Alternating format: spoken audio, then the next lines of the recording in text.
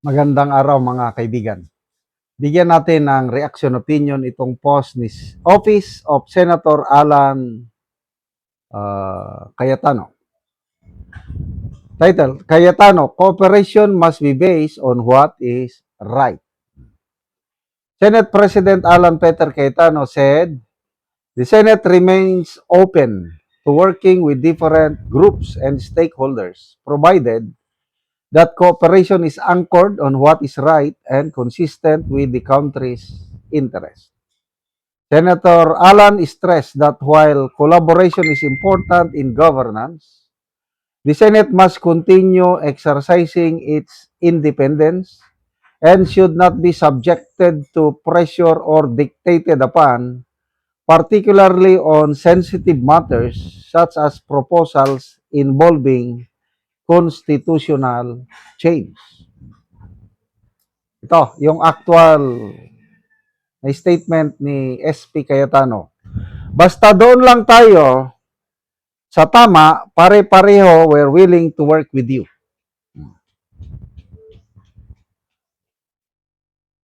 Pero, yung hahawakan nyo kami sa leeg o didiktahan, especially kung pupunta tayo sa changing the Constitution, malabo kaming sumama.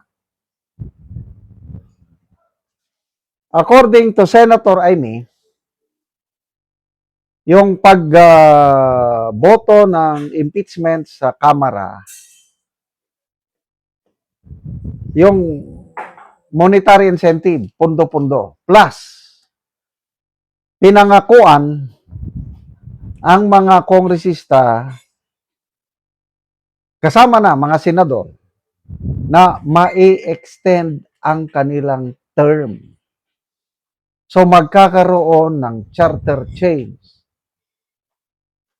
para hindi magkaroon ng election ngayong 2020.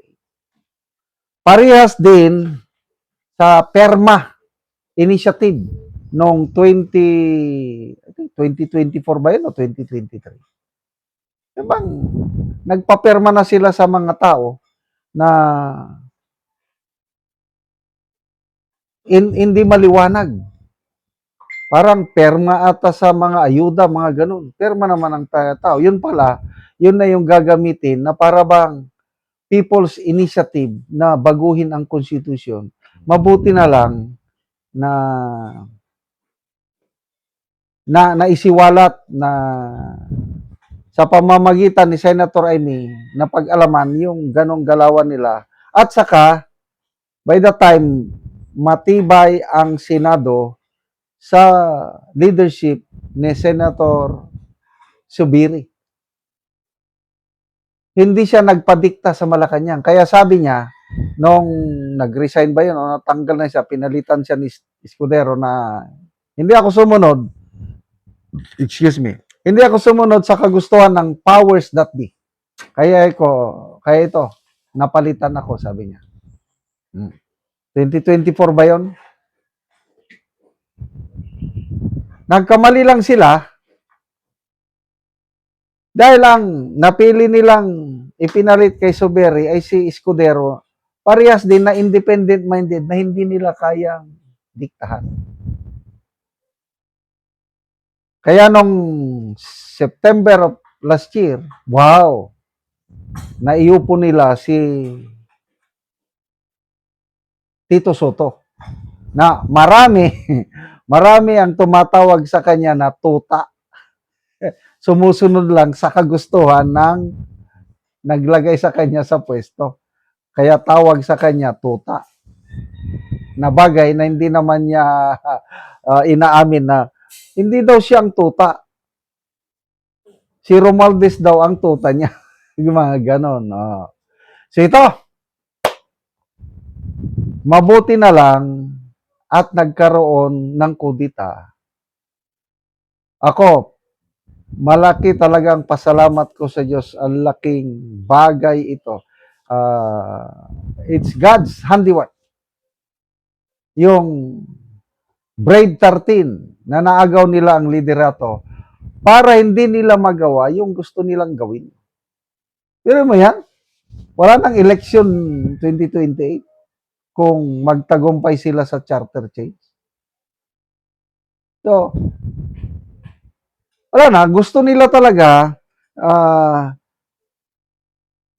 yung impeachment kay BP Sara, parang aminado na rin sila na aminado na rin sila na hindi nila kayang ipakonvict si BP Sara.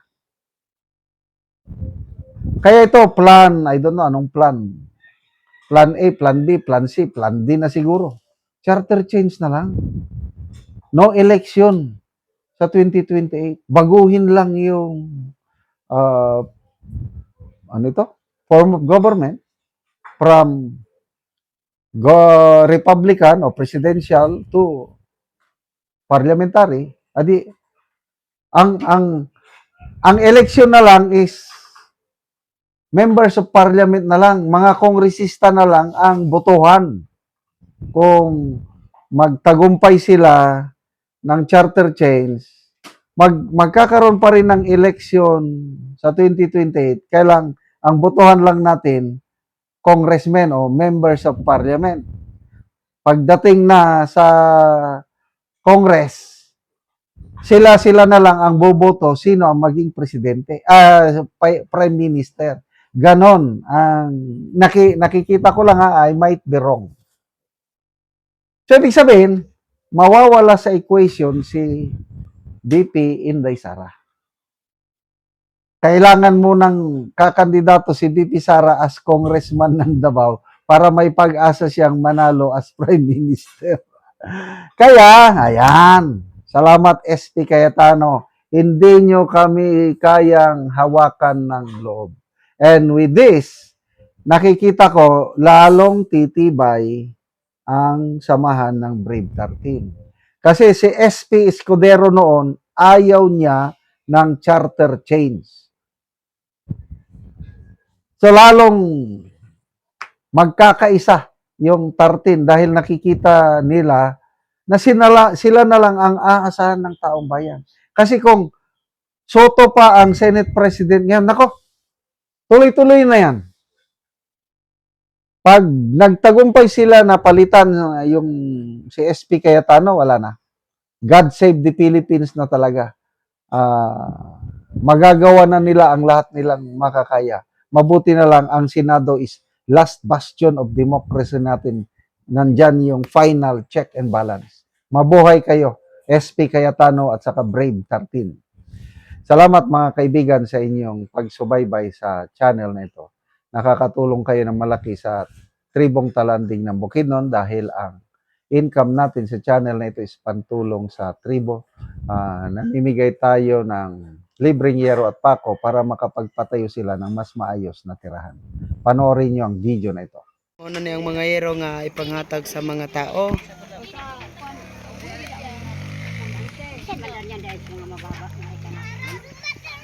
So, muna ni silang anti ang matagaan. Ang matagaan, salamat kaayo. Sobra salamat sa pinasukan.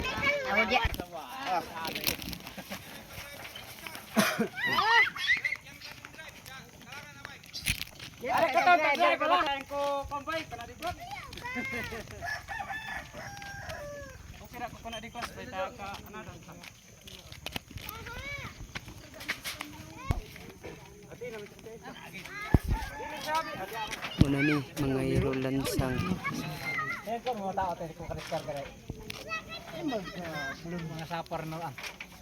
Hade! Hade!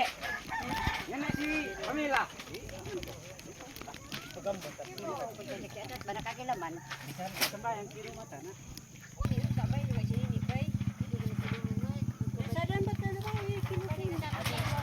Hura dangkon.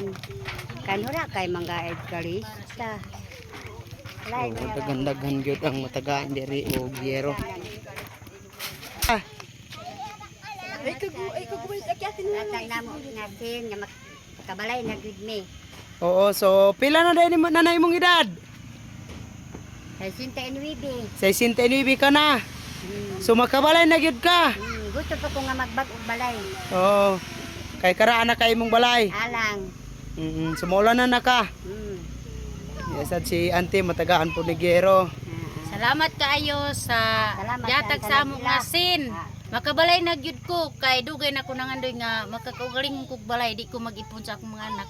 Kabalay na gyud ko daghan gyud kay salamat sa mga tawo nga gihatag sa amo sa Ginoo nga may magka Tas ano ipinabuhi pa Hatag sa sa- ila Mm-mm. para Si Ate Sad matagaan og Gero. Sa ang ako makasulti, salamat kayo sa nagatag ani kay makarefer ko sa akong balay kay nakabalik ko sa uno.